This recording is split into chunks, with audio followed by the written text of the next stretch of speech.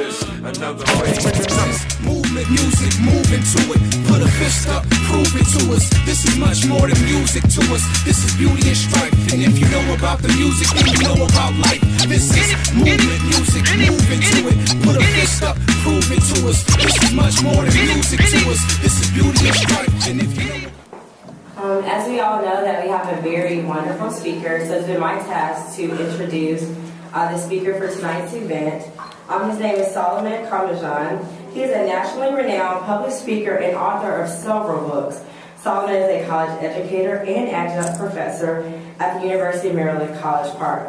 Mr. Comissiong is also an educational consultant that focuses on culturally relevant pedagogical philosophies to engage elementary, middle, and high school students to become more enthusiastic about their academics while encouraging them to embrace diversity and civic engagement. So, as you know, this is why we have him tonight to speak with us, and hopefully you guys leave energized and enthusiastic about Black history and take something away from this event. And now we welcome Mr. Comissiong.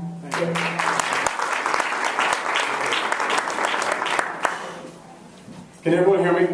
Yeah. This is picking up pretty well. I want to hit the ground running. I want to thank everyone who made this possible. I want to thank everyone for being in here because it's vastly important. And by the end of the presentation, hopefully, what I have to talk about, as she said, what I discuss is going to excite you and invigorate you to continue to use this month as not just a month in which we celebrate African Black history. I use the term African and Black interchangeably, okay? But to use this month as a point of departure, as a platform, if you will, to springboard us into an entire year, a lifelong journey into examining Black history, which is world history, okay? But we'll get into some other stuff, why Black history is not, viewed in its proper context. And so, you being a group of folks who are in the different medical fields, whether it's dentistry or pre-med or nursing, some of the key figures that we discussed today are going to be very apropos considering your fields of interest. So, with that being said, let's hit the ground running. Anybody know who Kaji Woodson is? All right, founder of Black History Month, right? Founder of Black History Month. However, when he created what has become Black History Month, when he first created it, it was known as Negro History Week in 1926. As you can see there, 1926. He's also the founder of the Association of the Study of African American Life and History, which continues to be an organization to this day. It's based in the Washington, D.C. metropolitan area. But Negro History Week became Black History Month in 1976. Became an entire month in 1976. And since 1976, we've been looking at this month as Black History Month and using this month to celebrate the rich history of African people the world over. And I mention the world over because oftentimes this man, and I've been to so many schools. I just came back from University of Vermont for a keynote lecture that I did there for their Black Student Union. But it's not a surprise to me anymore, unfortunately, where I go to a lot of different places, and unfortunately even middle schools and high schools, which to me is the most disconcerting, where students know that it's Black History Month. They know it's Black History Month, but they have no idea who the founder is. Anything that you celebrate, any holiday that you celebrate, please make a note of it to delve into the history of what you're celebrating. Whether it's Valentine's Day, which we just celebrated, a couple days ago. Look into the roots of Valentine's Day. Whether it's Columbus Day, and I say this, very, very seriously, is because Columbus is not somebody that I think that any humane person should celebrate Christopher Columbus, because he did some very, very nefarious, vile things to people, and he was one of the biggest cheerleaders, if you will, for the Atlantic slave trade. He was one of the biggest cheerleaders after him and his men decimated and genocided and mass raped, women and young boys and fed, elderly people to their hounds. And I say this because I think it's important. This is who you're celebrating. If you just walk blindly through Columbus Day and say, oh, this is a day off, it's today's Columbus Day, and you believe the narrative that you've been fed, oh, I sailed the ocean blue. You'll go through your life. And then, dare I say, once you procreate, if you decide to have children, even if you don't have children, young kids that you mentor, your nieces, your nephews, you're telling them, you're telling them it's acceptable to celebrate somebody that did some very nefarious things. And as Howard Zinn, said, the great historian Howard Zinn said, we have to get out of this business of lying to our children. We have to tell them the truth. Tell them the truth. So, Carnegie Woodson is somebody who I deem worthy of being celebrated. He spent a great deal of his time right down the road in Washington, D.C. As you know, he's the second African American to receive their PhD at Harvard University. The first was the great W.E.B. Du Bois. And I have this quote here, which I think is really important, and that's from Carnegie Woodson's seminal work, The Miseducation of the Negro. And he says in that book, when you control a man's thinking, you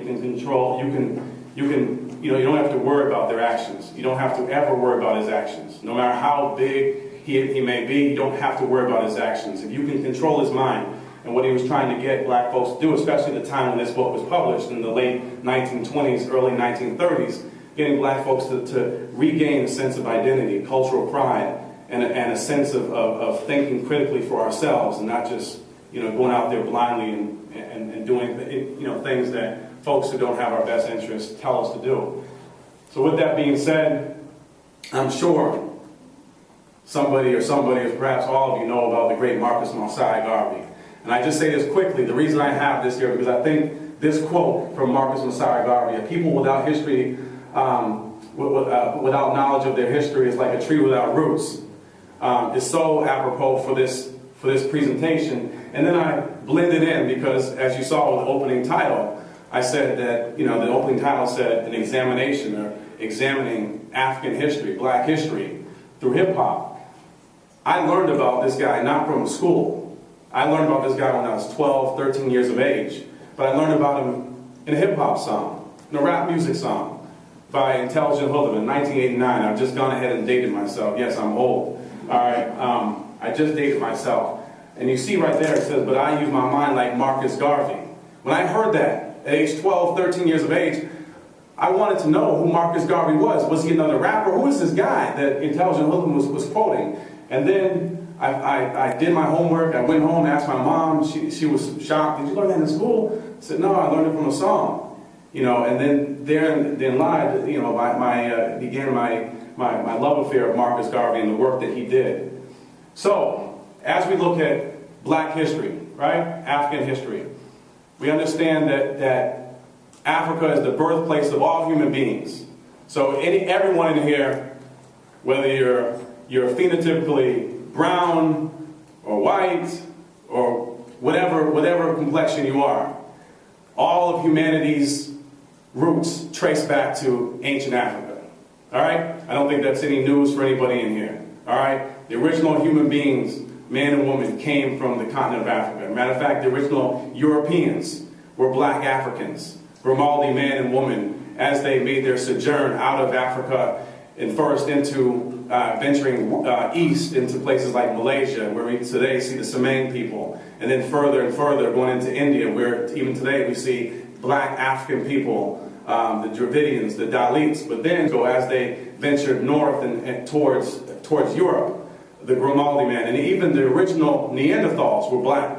And as you scientists know, that it took about 35,000 years for these black people to become what is now known as white, all right, because of the lack of sunlight that they were getting, and the vitamin D factor, and the body made that adaptation where the skin became lighter and lighter, and even the long, straight hair that many white people have was an adaptation to keep the neck warm, and the nose became narrow, and so forth. So this is not a secret to anybody that is in the field of science or history of any of that nature. But the roots of civilization, religion, scholarship, sciences, medicine. Some of you, once you finish medical school, you will have to put your hand up and you will have to take that Hippocratic oath, right? That Hippocratic oath. Now, isn't it interesting? You're taking a Hippocratic oath, Anybody know who? Why? Why? The Hippocratic Oath. Why? What's that? What is that term anchored to? Who? What person? Hippocrates, right? Hippocrates, which he is not known as the father of European medicine, but he should be known as the father of European medicine. But he's known as the father of medicine. He's known as the father of medicine. And I say that's not accurate by any stretch of the imagination. And we have to understand it wasn't until the 1400s, the 1300s, the 1400s, where we have the whole advent of race. Now, culture is very, very real. Throughout Europe, you have, people of different ethnic groups. You have the Vandals and the Visigoths that came from, present-day Germany. You have people from different ethnic groups throughout the continent of Africa, whether they're Mindi and Shanti, whether they're Igbo, Yoruba. That's very, very real, and these things should be celebrated, right? But when Hippocrates was alive, 400 BC, there was you were not known as white. You wouldn't walk around and say, I'm a white man, or I'm a black man. You would say, I'm a Greek. I'm Greek, all right? I'm Roman, all right?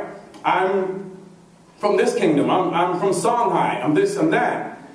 However, so that should be noted because Hippocrates writes, not from Solomon Comisiong's words, but Hippocrates, this white Greek man, writes in his book, in his annals, that I am a child of Imhotep. Imhotep, how much earlier was Imhotep born? Imhotep was born 2,000 years earlier than Hippocrates. 2,000 years. He was a black African man from present-day Egypt, otherwise known, back then was Kemet. And so that's so important because he says it. Hippocrates says it. And why did he say that? Because when different countries, when different city-states and so forth conquered different nations, because that's what happened.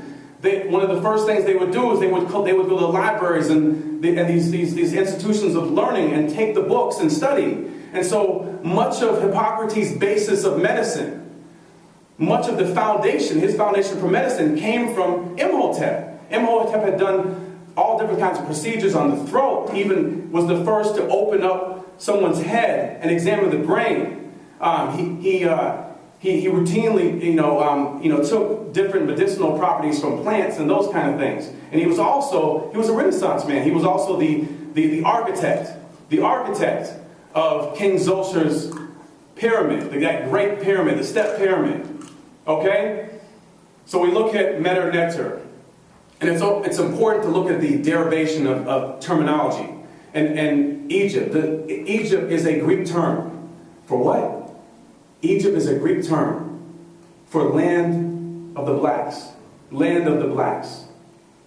That's what the ancient Greeks called it. Because when they went there, Egypt, not like what we see today, okay?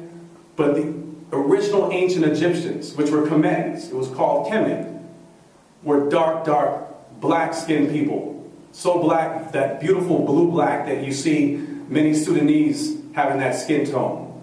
Because why? The Nile River flows from south to north.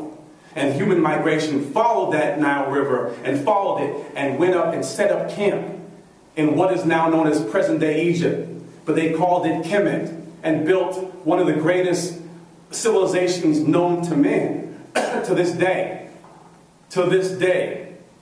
So it's important to understand terminology. Hieroglyphics, a Greek term. But what did the ancient Egyptians call it? What did the ancient Kemetans call it? They called it Meter Neter. Meter Neter means words of the gods. Words of the gods. And thank goodness for their words of the gods, because anthropologists and so forth, because they created these beautiful pictures on walls on the insides of pyramids and caves, we're able to people have been able to study them and to look and to get an idea of how they depicted themselves from skin tone and so forth. But let's get to the science. Let's get to the science. We now know, because of carbon testing from folks like Sheikh Anta Diop and other folks, we're talking about Europeans as well as African scientists have done the carbon testings on the mummies and so forth, and have found that these ancient mummies, that when you look at these mythological movies, such as Night at the Museum, but it's still with mythology, because if you look at Night at the Museum, when they had the depiction, when they had the mummy and was unwrapped, he was a very, very, very, very light-skinned man. Dare I say, a white-skinned man. That is mythology. That didn't exist. That mummy that didn't exist. Okay? Whether it's Tutankhamun or Ramses, these were black men. Black men. And when you look at, Akhenaten and Hatshepsut, she was a woman. She was a pharaoh. She was a woman, but she had to dress up as a man, right? So, came before Columbus. Look at Mansa Musa, and I'm just going to start moving a little bit quicker. Mansa Musa, Abu Bakr II. These are African men from the west coast of Africa, Mali, present-day Mali, set up institutions. One of the first universities, two of the three first universities that the world has ever seen came out of Africa. One being which is University of Sankore in Timbuktu. We hear that saying, I want to walk here from here to Timbuktu. Timbuktu is a real place, and in Timbuktu was an ancient university known as Sankore, University of Sankore, right? Well, these ancient Malians, they traveled to the so-called New World, but they didn't anticipate it being a new world. They took 200 ships, and half of those ships were filled with gold and different kinds of trinkets, because they expected that there would possibly be other human beings where they went. They didn't go to try to plunder and exploit and expropriate and do all these kinds of things. If I go to Chitty's house for the first time, your president, if I go to his house for the first time, it's customary that I bring an offering for the house. Thank you for allowing me to come in your house. And that's the way they looked at it. All right, so these men, hundreds of years before Columbus ever set out on that sojourn, thinking he was going to India, which should be noted, thinking he was going to India, they set out and they went to places like in Central America, like Honduras, Guatemala, okay? And we know this because even Columbus writes in his when he wrote back to Isabella and Ferdinand, as we know, he was hired by them to sail. He wrote back and says that we met these natives, and they said that they had these gold-tipped spears. We want to know where they got these gold-tipped spears, and they said we got them from dark-skinned men with woolly hair, and we gave them plants. And we understand to this day there's certain plant life in the continent of Africa that's not endemic in Africa. How did it get there? So we understand this, and the great work by the great Dr. Ivan Van Sertima, formerly of Rutgers University. We know that this is true, but this is not told in your history books, in many of your history books, but it's in history books, just not the history books that they want to introduce to public and private, schools, whether it's elementary, middle school or high school, or even college. But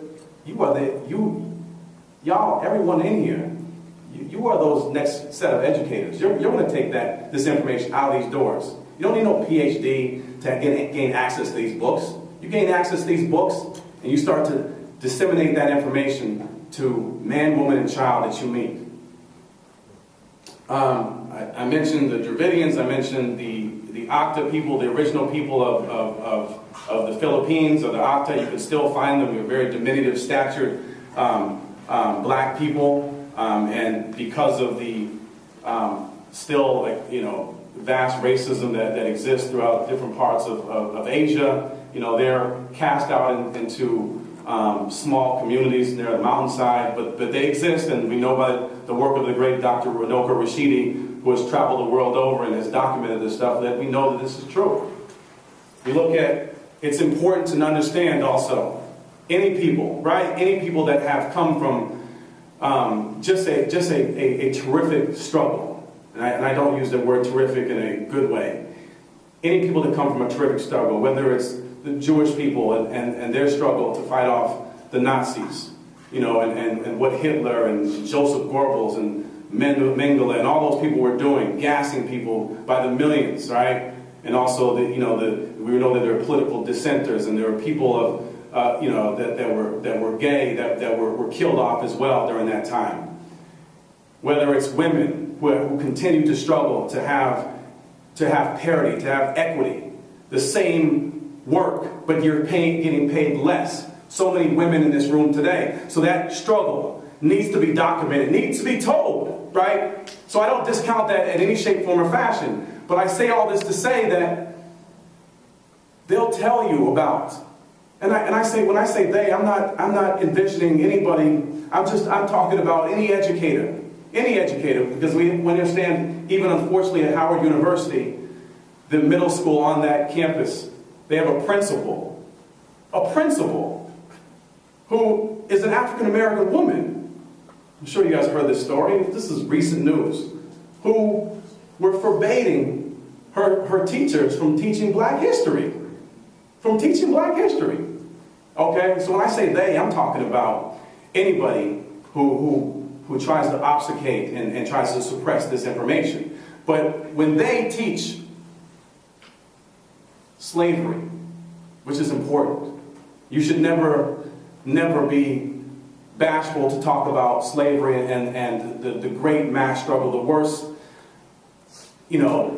documented cases of 400 years of just brutality and it should be discussed. It should be discussed in its proper context, because it should never be forgotten. What do the Jews say? If you have anybody that's Jewish, they'll tell you that they've been taught by their parents, and they've been taught in their Hebrew schools.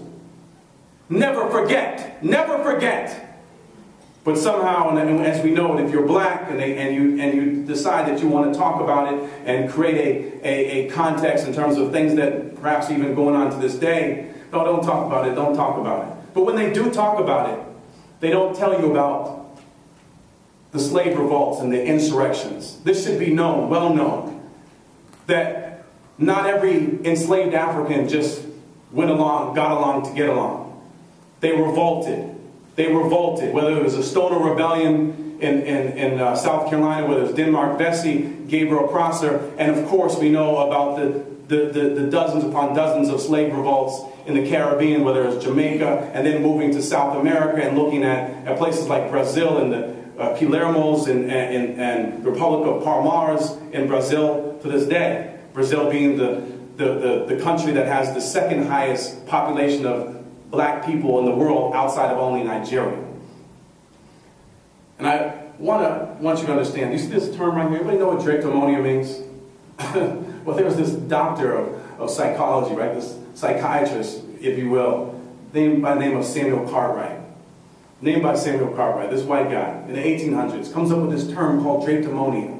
And you know what? And I say this because this is all contextual. Because we cannot lambast even those Africans who believe that their lot in life was down here and white people's over here, as opposed to being equal, because they were supposed to be domesticated. Because if I take, what's your name, brother?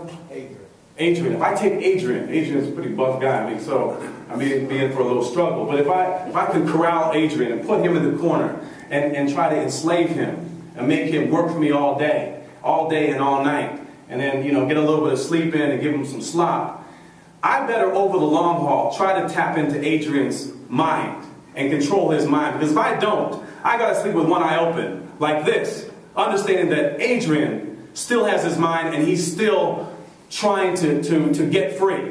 But if I can control his mind and make Adrian believe that he's subservient to me just because I'm Solomon, then I don't have to worry, as Carter Woodson said, I don't have to worry about his actions. So this happened over time, because there were no Smiths, and there were no Williams, and no Joneses, and no Marys or Johns running around Africa. These last names that we have, these last names are the last names of our ancestors, if you are black in this room, of our ancestors' slave masters. So Samuel Cartwright says, we've done such a great job domesticating these black Africans, and that's not really the word that he used to describe them. It begins with an N. We've done a good job domesticating them. whenever you see these black folks, whenever you see them absconding and escaping from your plantations, he was making this presentation to slave masters. He said, it's something wrong psychologically, because why would they want to leave the plantation? Why would they want to leave? Think about that. Think about that rationale. Why would they want to leave the plantation? Of course, if Adrian runs and escapes and gets away, that's natural. That is natural. But he said, no. And then so he told them, so they said, well, what do we do? The ones that we catch, that absconded. He said, cut their big toes off. Because if you cut their big toes off, they're not going to be able to run so fast.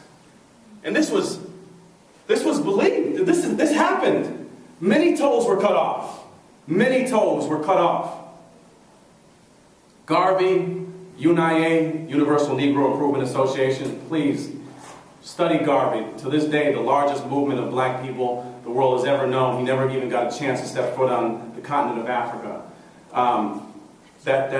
That's Marcus Garvey right there. Universal Negro Improvement Association. And between the start of Reconstruction to the early 2000, the early 1900s, there were no less than 250 independent black newspapers.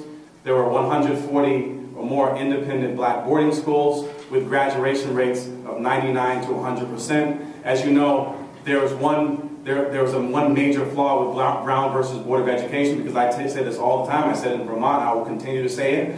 Integration only works if the integratee, if myself and Adrian and 50 other men are over here, and we have to tell these sisters over here, listen, you can come and join our club. You can come and join our men's club, but don't bring your perspectives, don't bring your history. You can come and join our men's club, and you're going to study men's history all day, every day. Well, those sisters were better off being by themselves, if that's what it means.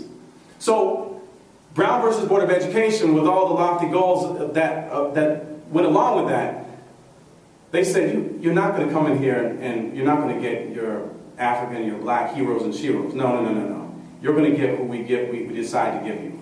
Yeah, so you're going to end up worshiping George Washington, somebody who, if you were alive, when he was alive, would have enslaved you. Little known history, if you didn't know that, George Washington was a proud owner of 317 slaves, and I tell this, what I'm about to say, to little kids all the way to big kids, all right? That you should never celebrate somebody that enslaved anybody, whether you're white, black, whatever, but especially if you're brown and black, you should never celebrate somebody that would have enslaved you. 317 slaves, and don't say what some people didn't say. Well, that's just what. You can't blame him because that's just everything. That's what was going on at the time. Well, no. There are folks like Thomas Paine, and then later on, years down the line, there are folks like William Lloyd Garrison, who are white men who spoke out against slavery. They said this is a hypocrisy. How can we be talking about independence when we are enslaving people? So don't tell me George Washington didn't know that it was morally wrong. Don't tell me Thomas Jefferson or Benjamin Franklin, all proud slave owners, that it was morally wrong. It was profits over people. They knew it was wrong, but they had no qualms doing it to black people. Hip-hop, make this transition quickly as I connect. Hip-hop, yeah, I know, from slavery to hip-hop, oh man, geez, that wasn't a smooth transition there, was it, song? Just real quickly, peace, love, unity, and having fun. And I say this because we started off with Garvey's quote. If you don't understand your history, the people around history, knowledge of their history is like a tree without roots. If you don't know the history of hip-hop, then you can believe anything that Viacom puts out there. Viacom, meaning that's the parent company of BET, MTV, VH1. You'll believe whatever the Q right here in Baltimore or KYS or 95.5 in DC tell you about hip-hop. The founding principles of hip-hop, going back to the late 70s, peace, love, unity, and having fun. Not sexism, misogyny, and senseless violence. Peace, love, unity, and having fun. So when you understand that you've never heard that before from BET or any of the local radio stations that said we're the biggest and best in hip-hop, understand this, they don't have your best interest at heart. Their best interest is the folks who spend a lot of time, all right, who spend a ton of time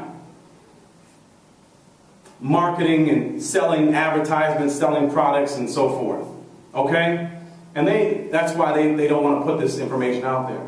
Knowledge of self and community is one of the great, great elements of hip-hop. Hip-hop has 9 elements and then some. The 4 original elements were b-boying, b-girling, otherwise known as breakdancing, DJing, rapping, graffiti art.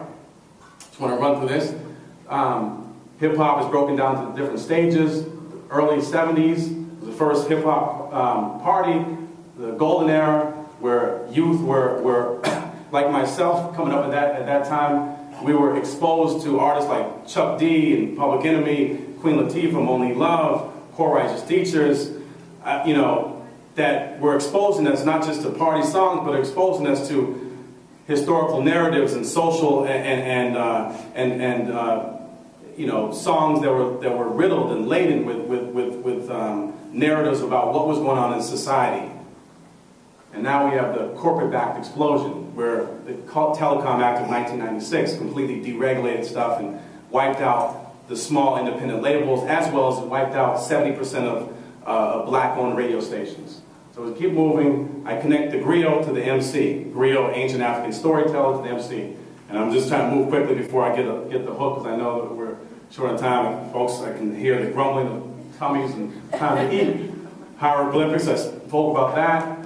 We talk about beatboxing. You can connect that to the drums. Drums, to this day, if you know any first or second generation Africans, as you know, with Chitty will tell you, Chitty plays the djembe like very, very well. I've seen him play many, many times at the Negro Cultural Center, Kwanzaa event. The drums to this day are a mainstay in Africa, all right? It's a way of, our ancestors would use the drums to connect to the ancestors. And these are issues, really quickly, that were discussed in the golden era of hip-hop. And these were issues that were discussed today in hip-hop, but not the hip-hop music that they put on those radio stations. Most hip-hop music that comes from this country is never played on mainstream airwaves. Because why? Because they deem these issues to be unpopular. And to the sisters out here, think about it. They will say, talking about police brutality, which is a real thing. If anything, Ferguson has reminded us of that. All right, in 2012, there were 313 black people in this country that were killed by the police, and 74% of them were killed unarmed. A report that was done by MXGM, it's out there, I read it all. So that's too political to talk about real issues. But it's not too political to speak about women as B's and H's and objects of sexual gratification. So yeah, you can talk it, and someone might say, what about the rappers? Yeah, listen, of course they're culpable. Of course Lil Wayne and Kanye and all those folks are culpable. But here's the thing. If you have a drug dealer, and this is where I come to a close. If you have a drug dealer in your community, and you have the runners, right, that run, different kinds of drugs, or a dime bag here, a dime bag there. If you really want to get drugs out of the community, you got to find out where the pipeline starts, or you got to find out who the big boss is. So why is it we spend all day talking solely about Lil Wayne and Jeezy and Gucci Mane, which we definitely should, because these are some misguided brothers, in the case of Nicki Minaj and others, misguided sisters who don't know their history, right? So they allow themselves to be portrayed and to be P-I-M-P-E-D, you know what I'm saying, whether it's a man or woman, out there. But what about the peddlers, the ones that greenlight this stuff? What about the ones that greenlight this stuff? What about the big head honchos that you've been trained not to look at? The ones that say, yeah, we're going to play that. Black women being portrayed as B's and H's and black men killing each other. Yeah, put that stuff out there. What about them that greenlight that stuff? That's what you need to be thinking about as well. Okay? And as I close, I want you to understand this. That the more you understand your history, the more you understand true history, and I say your history regardless of what you look like in this room, whether you're Asian, whether you're of European ancestry, whether you're black from African ancestry, whether you're brown, the more you learn about history in general, in this case, history of hip-hop, the more you start to understand that I will not let these narratives define me in any shape, form, or fashion. I will not let them define me. Define me. Because just like, hopefully no health practitioners in this room here would eat McDonald's or Burger King or Taco Bell on a daily basis, but if you go on that health kick and you start to eat healthy food for about 6 months, let someone try to give you a Big Mac. You're going to throw it up. You'll probably throw it up. I can't, because your body has grown accustomed to eating healthy food. Well, when your mind grows accustomed to understanding the truth about different things, and if you are brown and black and historically you've been told that you're nothing but this and that and you're down there, and then you learn the history. I come from kings and queens and medical folks, the inventor of and the creator of blood banking, black man Charles Drew. I come from all this stuff. And yes, my people have made significant contributions as well to world society. When you see those images on TV and hear them on the radio, you will mentally throw them up and you will say, that's not me. That sister right there, Nicki Minaj, she's confused, but that sister ain't me, so I'm not going to go up in the club and shake it like it's hot and do this, that, and the other. As I close, I just want the last, and yeah, it's too bad I didn't get through this because these are the images that were portrayed in the early 1900s. Very racist images. These people were alive at the same time, but they were not used to sell the products because why? They were upright black men and women and that resisted white supremacy and racism, and so they did not want even little white boys and girls and black boys and girls to see that this is what black people were. This is what they are. Not coons or step and fetch it. And we see these images right now. Now, if you see these images, what's the difference between this and this? What's the difference between this and this? The reason why we don't see these images as racist is because they've been popularized. If you don't know your history, anyone can define you and tell you who you are. Anyone. What is the difference between this and this? And 100 years from now, 50 years from now, somebody will be looking back and saying, damn, how did they see this? How did they see this? Didn't they see BET? Which is owned by a guy by the name of Sumner Redstone, a white guy in Brookline, Massachusetts. And he puts out a show every week called American Gangster. And all those American gangsters look like me or look like Adrian. Every single week they put them out there. So if he gave a damn about you and your people and your history, if he gave a damn about black people, then he would spend time in saying, this week we're gonna do an expose on Imhotep. We're going to do an expose on this person. We're going to do an expose on Ivy Wells and Fannie Hamer. But nah, we're going to do this. We're going to do this. It's not even fair because if he was really truthful, you have some real gangsters up there like George Bush and Dick Cheney.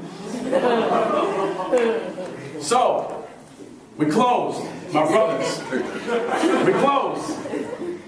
We close. These are images of MCs out today. I just had Queen Latifah, as we know, that's from a long time ago, but I just wanted to show you. This sister is regal. She has her kufi, has the map of Africa behind her. She's not scantily clad. Bahamadia is out right now from Philadelphia, still spitting.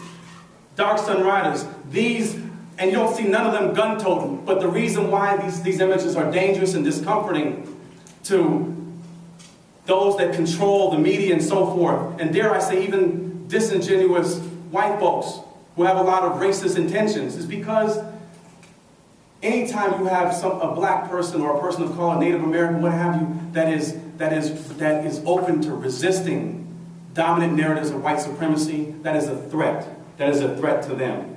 And this is the last, and I just want to rap for you, right? This is a song that came out in 2010, and don't think this is the only one. It's just one I picked up. There's songs that are out in 2015, and so many that are out in 2014 that are not being played. But this song is by Dead Prez, and says, they immobilized the marches of the movement and imprisoned many people. Now they monitor the music, making martyrs out of you and me. The emblem is a panther, not a pimp, and my woman is an empress.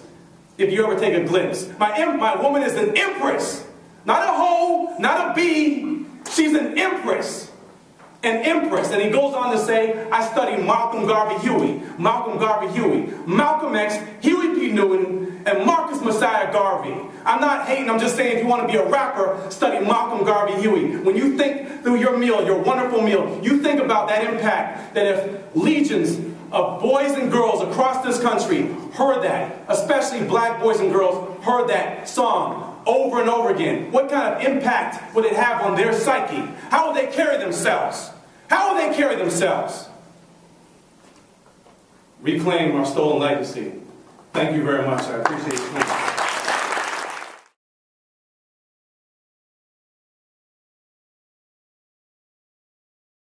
Another movement, music, move into it. Put a fist up, prove it to us. This is much more than music to us. This is beauty and strife. And if you know about the music, then you know about life. This is movement, music, move into it. Put a fist up, prove it to us. This is much more than music to us. This is beauty and strife. And if you know about the music, then you know about life.